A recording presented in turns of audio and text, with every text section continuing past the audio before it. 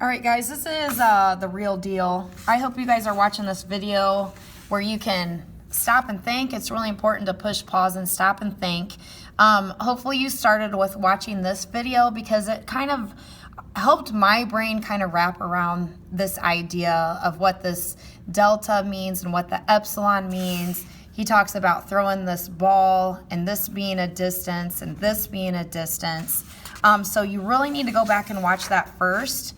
And really in your book, all this stuff in the beginning, I feel like is similar. So this is page 109. This is similar to that video we watched with the guy that talks about the ball and those distances. So this to me, super confusing, but that video kind of helped me wrap my brain around it. So now what we're gonna do are the actual notes that would go along with our book. And you'll note on page 110, so I'm just kind of giving an overview what we're gonna do. This is that definition of the limit that we saw. Here, they kind of explain this epsilon value with the shaded region, and then the delta value with this like orange or tan colored region, and finding those values. But what I want you guys to look at is example 2. Just know that when you do one of these on a quiz or something, I will let you look at this page to help you. Okay, so this part's called the scratch work, and this part is called the proof. And that right now is what we are going to learn how to do. So in your notes, like my notes, we're gonna start right here. And we already have that definition of a limit on the next page. So what we're gonna do instead of writing that again, is we're gonna just start here and start kind of with the basics of determining, use the graph to find these values down here. That's called the delta values. So you notice we have this curve, looks like this, and then we've got this weird dot up here, okay? And that's what we're trying to figure out, like the limit that this is approaching. So what they decide to do over here is they just want to be a half a unit off, either way. So like, you got to kind of think, this curve hits 1.5 when x is 2.6, okay? The value that's in the middle is 3, and then we have 3.8. So this is a distance of 0.4, and this is a distance of 0.8. So you would want to pick your delta, the smaller. I just make an S with that little loop right there. You want to make delta be your smaller value. Okay, so we want like this space here to only be a half unit off. That's what this is saying. We want that to be within a half a unit. Well, this kind of led us too far, so it'd be better to choose the smaller value. And that's really all we're looking for here. If we want to go ahead and label here, our epsilon is 0.5 because the distance between this middle value is 0.5, and then this is also a 0.5. So that's all you have to do. There's no proving there. Okay, it just wanted us to find the delta value. So that one wasn't hopefully too bad. Okay, so let's kind of do the same thing here, but we just have to do a little bit more work ourselves. So this graph is just x squared. That's nice. So that graph's just x squared. So we know this 0.11. Okay, but they want us to only be within a half. So let's go ahead and label this epsilon as 0.5, and this epsilon is 0.5. Okay, so what's our x value here that leads to a 0.5?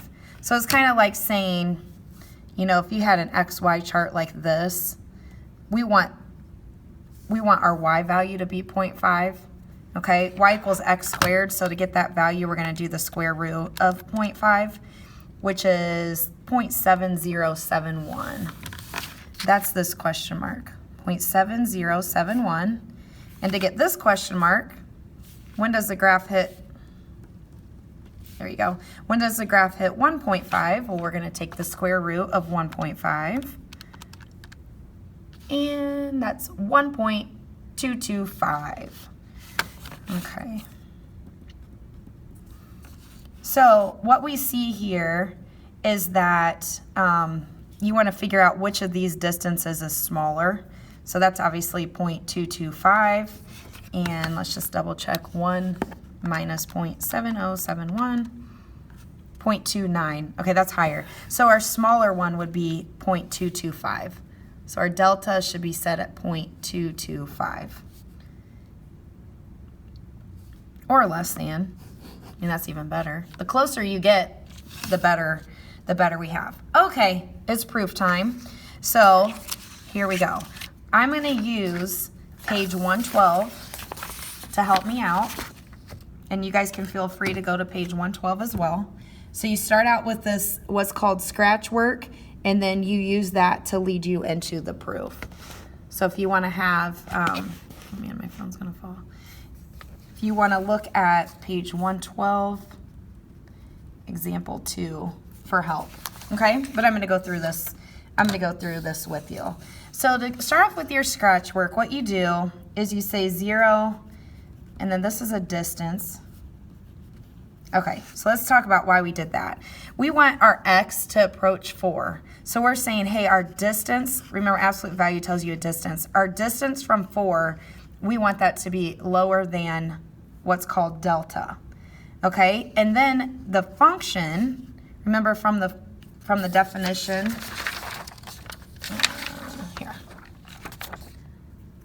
so that's why I did my x minus 4 less than delta. Here my function minus the limit less than epsilon. So what we're gonna write down is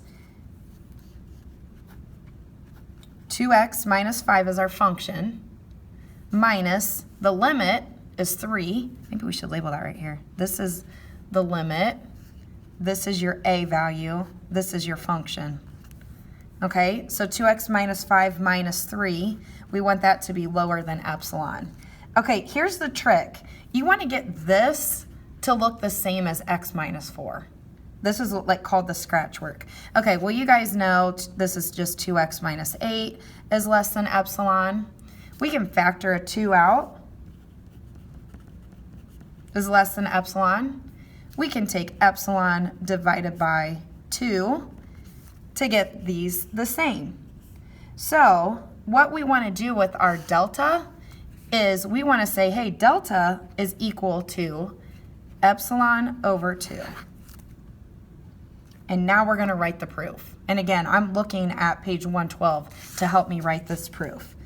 Given epsilon is greater than 0, we're going to choose a delta equal to epsilon over 2.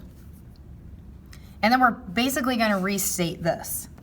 If 0 is less than x minus 4 is less than delta, then we're going to say this statement, 2x minus 5 minus 3, and we're just going to kind of say what that equals. Equals 2x minus 8 equals 2 times x minus 8, or sorry, 4, apologize, which is less than 2 times delta, because remember delta was epsilon over 2. And then what you do is you say, here's what we know is equal. This is equal to 2 times epsilon over 2. Notice the 2's cancel, equals epsilon. So that's kind of like your goal, is to get your original function to come out and equal epsilon. Okay? So then, by definition of a limit, so this is a proof, you have just proven the limit as x approaches 4 of 2x minus 5 equals 3. I know that's a lot of work. It is. Okay, but again, this is called a proof, and proofs are a lot of work. What I really hope that you guys understand is that, you know, delta is this spacing, epsilon is this spacing. We're going to do a couple more, but I feel like it gets kind of redundant. So I'm going to pick, of our next 3 problems, which ones we're going to do. Okay, if you want to try this problem for bonus, you can. I'm going to do this problem with you, and that'll give you another one that I want you to fill in, and I'll give you another one to look at to help with this. So this is going to be the last one we do. So this is optional for bonus. The problem on the back, we're not going to do that one. Okay, so here we have this limit as x approaches 10, 3 minus 4/5 x equals -5. So remember, this part is the function, this 10 is the a, and the -5 is the limit. So we want the absolute value of x minus 10 to be lower than epsilon. That's like your x value numbers. And then we want the function minus the limit. But do you see why that would become a +5 minus -5? Needs to be less than epsilon. So our goal is to get this to look like x minus 10. And let's do some math. Those 3 and 5 can be added together to make 8. I'm going to write -4/5 x plus 8 is less than epsilon. So what would happen if we factored out a -4/5? We would have just x minus, and then we want to say, hey, 4/5 times what equals 8? And I bet you guessed it, it's 10. So let's just distribute. You would get -4/5 x, and then -4/5 times -10 is +8. Okay, so last year I was kind of confused about this, like the 4/5, can you take it outside the absolute value? And you can. We looked in like one of Mr. Rader's college textbooks to find it, because I don't explain it very good in our book. This will become a +4/5 here. And then inside the absolute values, I'm going to leave my x minus 10 less than epsilon. So to get rid of this 4/5, we're going to multiply by 5/4. So absolute value of x minus 10 is less than 5/4 epsilon. So this is what we are going to set. When you get to this point, you're going to set your delta equals to 5/4 epsilon. That's the point of the scratch work, is to be able to set that. Okay, so for the proof, given epsilon is greater than 0, choose delta equal to 5/4 epsilon. And then we're going to say if 0 is less than absolute value of x minus 10 is less than delta. So I'm just kind of repeating this up here. Then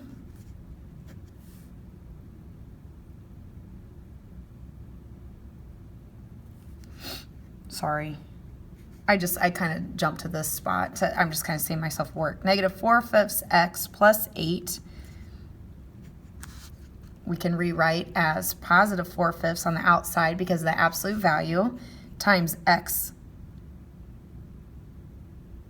minus 10 once we factor out this 4/5. So like we did that work up here. It's like I'm just kind of writing some of this. We showed our work there algebraically, just to save myself some room. Okay, so this x minus 10, notice, that is the same as 4/5 times epsilon. And we can now take that 4/5 and we set our epsilon equal to 5/4, or sorry, we set our delta equal to 5/4 epsilon. And then your goal is to get that to equal just epsilon.